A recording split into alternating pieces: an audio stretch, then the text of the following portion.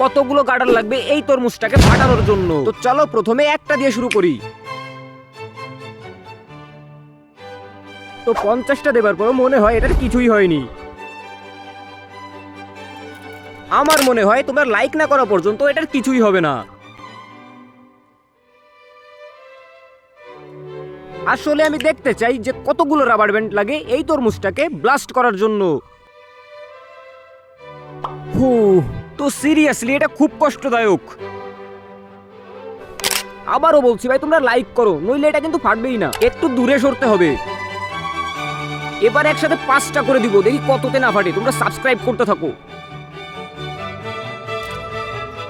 Seriously ভাই এটার ফাটার সময় হয়ে গেছে মনে হচ্ছে।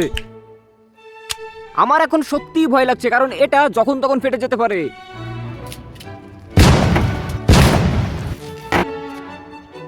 তরমুজটার এ কি অবস্থা হয়েছে?